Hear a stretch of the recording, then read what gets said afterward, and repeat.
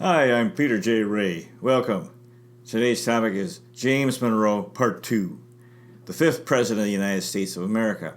We stopped last time in 1795, and James Monroe was the U.S. ambassador to France, and it was near the end of the Reign of Terror in the French Revolution. So really something.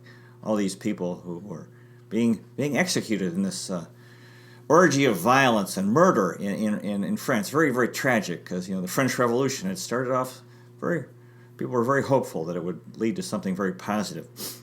At any rate, Monroe was there, and he was trying to make the best of it, and acting as the United States representative. On July 4th, 1795, he had a big party in honor of the Independence Day for the United States at his home in Paris. At that time, because of his personality, because he was fluent in French, and he was very much he really admired France. He was this was kind of hard on him because he was a big supporter of the French Revolution, and when the reign of Terror happened, it was hard for all the people who supported the French Revolution. At any rate, he was very popular because of his personality. He was a good guy. He was outgoing, and he had a strong spirit. But he was also representing America's interests, and he was the most popular American in Paris since Benjamin Franklin. At that party on July 4th, he served foie gras and pâté, these nice food. And again, he and his wife both were fluent in French.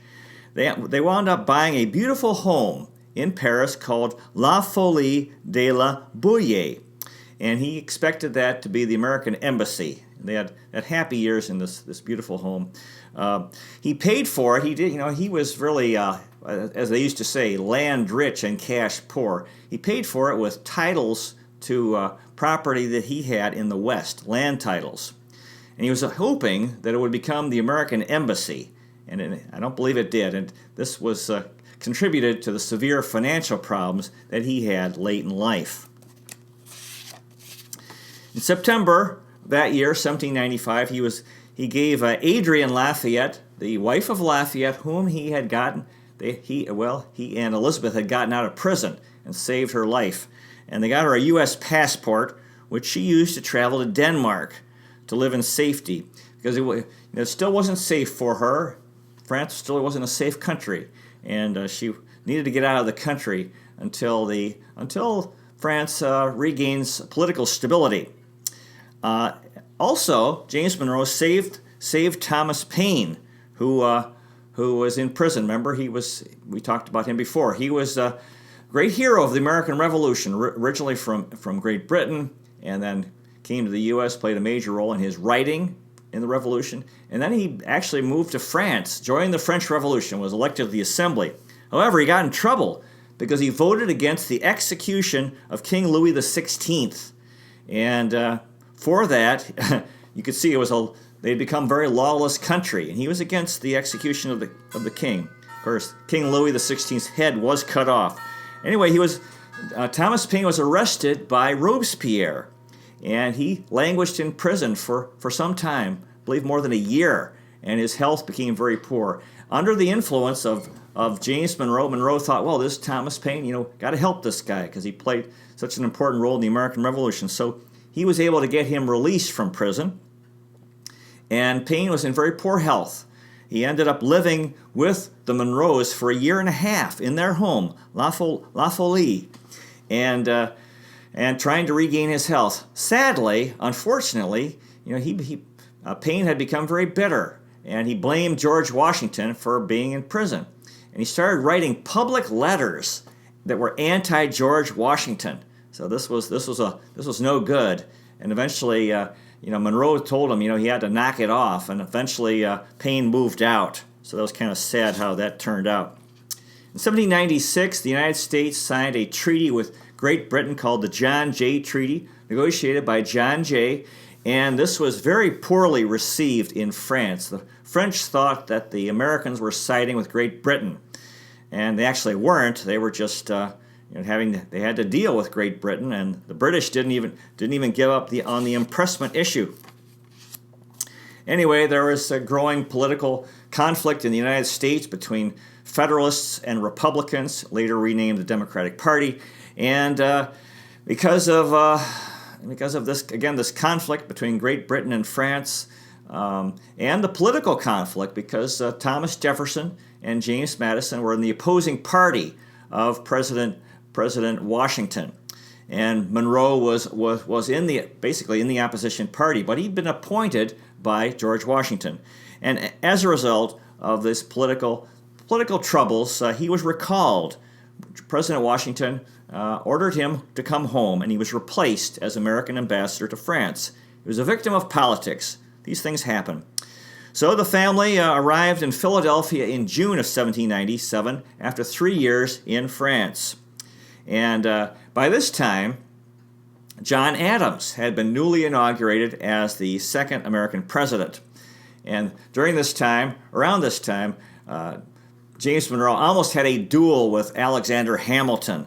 He was out of favor with George Washington, and he was embarrassed. So this was a low point in his life. He'd actually done a good job in France, but politics can be tough, can be very divisive. Now, although Monroe was unpopular in Philadelphia and New York in the North, he was very popular in Virginia, and he returned home to his home state and renewed his friendship with James Madison and Thomas Jefferson. And Dolly and Elizabeth, Monroe's wife Elizabeth, became very good friends, Dolly Madison and Elizabeth Monroe. And during this time, John Adams was president, and James Monroe was working to help Thomas Jefferson become president. In the meantime, as well, he returned to farming, and he was growing tobacco, wheat, and corn. He also resumed his legal career. In 1799, Elizabeth gave birth to their first son, whom they named James Jr. That same year, James Monroe was elected governor of Virginia, and this is for the second time, I believe. And he had a lot going on. He had to deal with the Gabriel Prosser's slave revolt. He was close friends with James Madison. Now, at that time, the Virginia governor had no power, basically under the law, no power. That's how the wealthy people wanted it. And however, Monroe, he wasn't about to be a weak governor or a know-nothing governor. So he became powerful. Even under the law, he was not.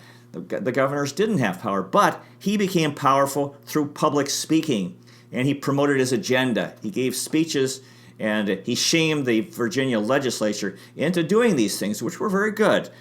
He was promoting merit-based appointments. Very, very important to have good people in government rather than just political appointments. Public education. This was very, very important. Getting the state of Virginia to support public education. So important for our country. Road maintenance and construction. This was really big too. Infrastructure, helping farmers, getting their produce to market through working on building roads and taking care of them. So a lot of progress was made in Virginia during the 3 years that James Monroe was governor. As I said, one of the early crises he had was the Gabriel Prosser slave revolt. Now the thing is, the South had shifted from tobacco to cotton farming. This was early in the Industrial Revolution. Over in Great Britain, the British had started making these factories, had been built, where they were producing cloth, textile, and the raw material was cotton, and the bulk of it was being grown in the United States. Now, the thing is, in the old days, or previously, tobacco farming required skilled workers, and the slaves were treated better, the African American slaves, because they had to do a good job with the tobacco, because tobacco is a gentle crop. And most of the slaves couldn't work doing this. The young and the old couldn't do it because it required skills. However, when cotton became king, and and big money was being made because the British were paying big money for this first industry in the Industrial Revolution, and so the thing is, cotton required no skills, and you could have children out in the fields, old people, and so the thing is, cruelty to slaves increased. As these slave owners were starting to make a lot of money from cotton. So naturally, slavery itself was already terrible, and then cruelty to slaves increased, and that meant that there was going to be more slave revolts when they got fed up with the way they were being treated. Anyway, when news came to to Governor Monroe that there was an incipient slave rebellion that was coming, so he called out the state militia, and they found a large catch of weapons and gunpowder. Gabriel Prosser, the leader of this slave revolt, was arrested, and he and 27 other slaves were executed. So this was tough. Slavery was absolutely wrong, and people were afraid. Were afraid what would happen, and and everybody knew that in the Caribbean, in Saint Domingue, the French colony, that all of the white people had been killed or gone into exile, and because of the Haitian Revolution. So this was happening in August of 1800. In September, James and Elizabeth's baby son James died. So this was a tough time for him, very tough time in his life. That same year, Thomas Jefferson was elected president, third president of the United States, and remember he was Monroe's close friend, and so Jefferson took office in March of 1801. And he considered James Monroe the best state leader. Of course, by this time, James Madison was, working. He was the Secretary of State for Jefferson. So back in Virginia, James Monroe was the top political leader in the state. And in December of that year, 1801, Monroe was elected to his third one-year term, by law the last he could serve. In April of 1802, Elizabeth gave birth to their third child, Maria Hester. And that same year, 1803, President Jefferson sent James Monroe to France, and what resulted was the Louisiana Purchase. So this was really something. Now remember, the Mississippi River was such an important river, and so and really the Louisiana Territory is.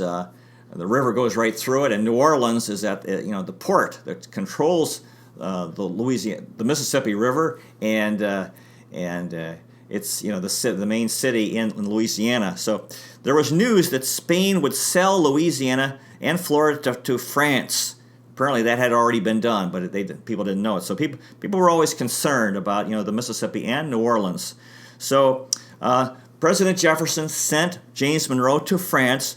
And the purpose of this mission was to purchase New Orleans, and that was it. It was sort of a limited. It wasn't about buying the entire Louisiana area, which encompasses like 1/3 of the continental United States. So in March of 1803, James, Elizabeth, and their daughter Eliza, who was 16, and their baby daughter Maria Hester, who was 1, they all set sail for France again. Now, by this time, Napoleon Bonaparte was in power in France. The French Revolution, all the high ideals of it, had led to the Napoleon Bonaparte dictatorship. Interesting thing is, Monroe's daughter Eliza, remember they'd been in France earlier when he was ambassador. She was friends with Napoleon's wife, Josephine's daughter. Now, this was not Napoleon's daughter, but it was his wife from a previous Josephine's had a daughter from a previous marriage, and he'd been killed in the Reign of Terror. So this is interesting that Monroe's daughter was friends with Napoleon's stepdaughter. And so during this time, and it turns out that Napoleon was fed up with America. Well, I mean, not the United States, but the Haitian Revolution had happened. He had actually planned to populate the Louisiana Territory, send a lot of French people over there, and then he gave up on everything because he was busy with Great Britain, and he gave up on his dreams of empire in America. So he offered the entire Louisiana Territory to James Monroe, and Monroe accepted. Said, "Well, sure." Even actually, it was outside of his mission and what he'd been told to do, and the area was larger than the combination of Great Britain, France, Germany, Spain, and Portugal combined. And the deal that Monroe worked out was the U.S. paid $15 million for this territory. and it came out to 4 cents an acre. So it was a really good deal. Napoleon also knew that the American population was growing, and that whether he sold it or not, that probably the U.S. was going to take that territory anyway. It was better to do it legally. He knew how important the Mississippi River was to Americans. So this was really something. Andrew Jackson said this about the Louisiana Purchase, quote, "Every face wears a smile, and every heart leaps with joy." So people were this was big news and happened. So, Thomas Jefferson gets credit for it, but a lot of people are involved. Certainly James Monroe played a major role because he was actually there negotiating with the French to make this happen. So people were very happy. The Mississippi River was secure, and in the future, the United States would enjoy oil from Oklahoma, copper from Montana and the Dakotas, silver and gold from Colorado, and in the future, the world's richest grain fields in the West. So this was really something.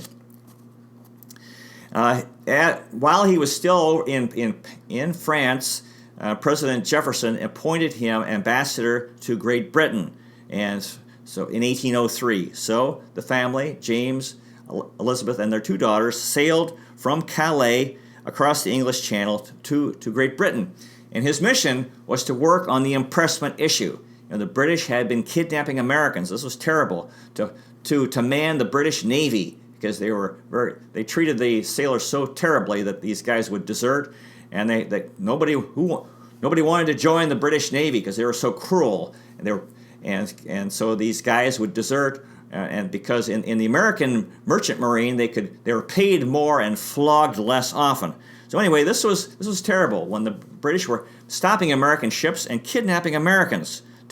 Some of them were British deserters, a lot of them weren't, to serve in the British Navy. And Monroe was unable to make any headway, and the British weren't going to give this up.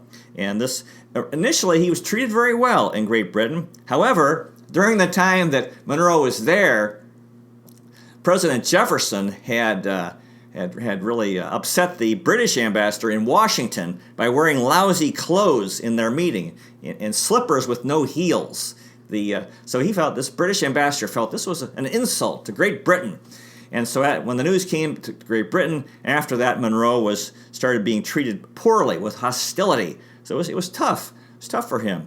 And they were having he had ongoing financial problems, and he believed he needed to go home to practice law.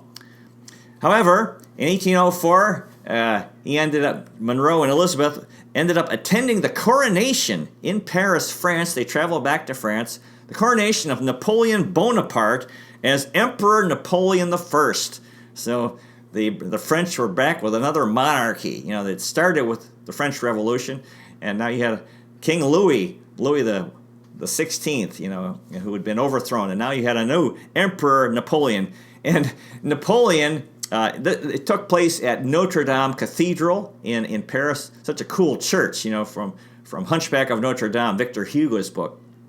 And then the Pope had been abducted by Napoleon and brought to Paris to preside over this ceremony, to have a mass, to try to make it official. And if you've ever seen movies about this, Napoleon, instead of allowing the Pope to put the crown on his head, Napoleon, grabs the crown and puts it on his head himself. So and James and Elizabeth Monroe were there at that historic event. And the next thing they did, he traveled to Spain.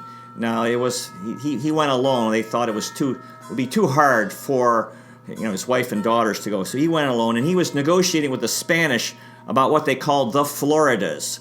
Now the state of Florida in the old days was called East Florida. West Florida was coastal Louisiana, Mississippi, and Alabama.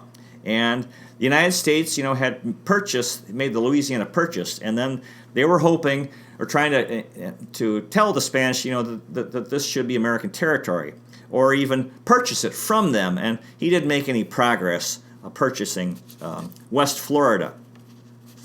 He had a tough time, and actually, when he traveled in Spain, Spain was very sad because you had the Spanish Empire, which was huge, and the Spanish had been extracting wealth from these all these colonies in America, Latin America and the Philippines and so forth, Guam and the Caribbean. But the common people were still very, very poor, and it wasn't safe. It was a dangerous country. And actually, he traveled like 10 days, 24 hours a day, without stopping, because it wasn't considered safe to stop overnight. He could have commiserated with John Adams, who also traveled in Spain by mule. It was very, very tough traveling, because they didn't have, the government wasn't doing a good job with the roads. And so the plight of the poverty-stricken people in Spain seemed proof of quote, to quote Monroe, a government which is perfectly despotic, in which the people count for nothing. By 1807, James, Elizabeth, and their 2 daughters returned to the United States. And he finished with his duties in Europe. He considered running for president in 1808, although he did not. And sadly, he was estranged from Thomas Jefferson and James Madison. They blamed him for being unable to stop the British from with the impressment issue, because this was Americans were outraged about the British kidnapping American sailors, and Monroe made no progress, and so this was very sad. Politics. There was a lot. When people are under a lot of strain, it's easy to have conflict, and that's what happened. So it was very sad. He was estranged. He'd been estranged from George Washington, now from Thomas Jefferson and James Madison. So he returned to his home in Virginia, returned to farming. He was really tired and fed up with everything. He was growing wheat, and he had a flour mill and also a distillery to produce liquor. Farm work helped him become healthy and happy, because he was really burned out and tired from all this diplomatic work that he'd done in Europe and all the tough traveling that he'd done. In 1808, his daughter Eliza married George Hay. Eliza had grown up, and George Hay was the federal prosecutor in the Aaron Burr treason trial. He was 22 years older than Eliza. And in 1810, she gave birth to a girl, Hortense. So that was James and Elizabeth Monroe's first grandchild. And the name was named Hortense after Eliza's friend in Paris, who became the Queen of Holland.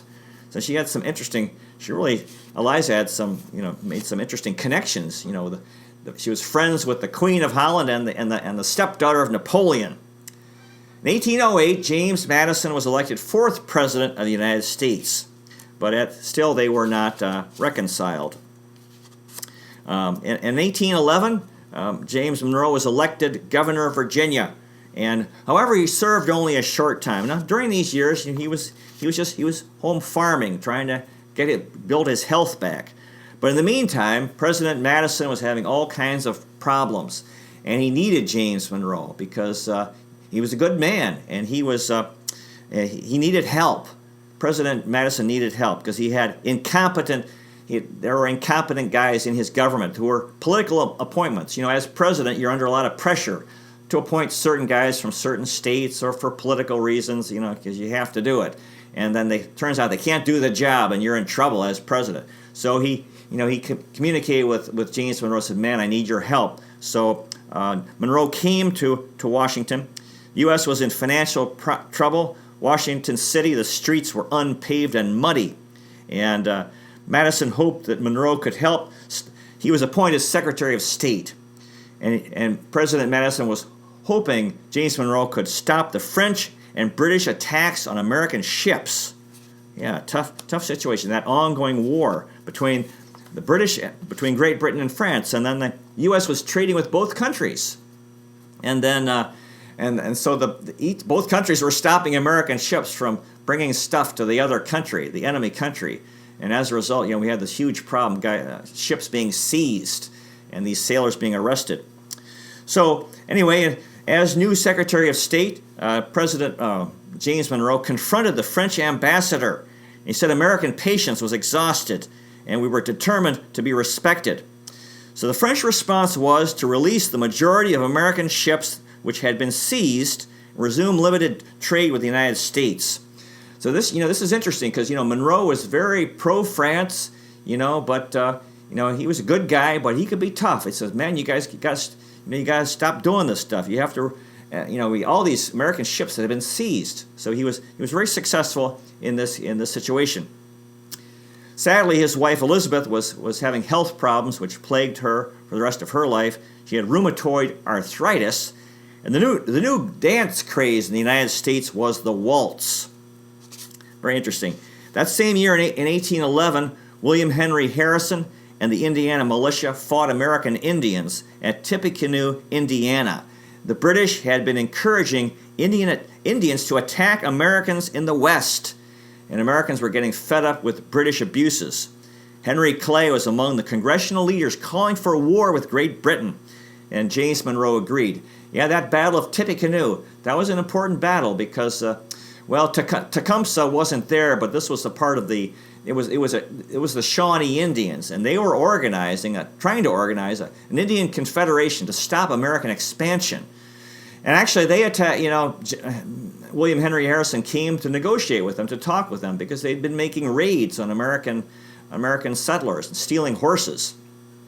And Tecumseh's brother, Tenskwatawa, whom they called the Prophet, he decided he was kind of crazy.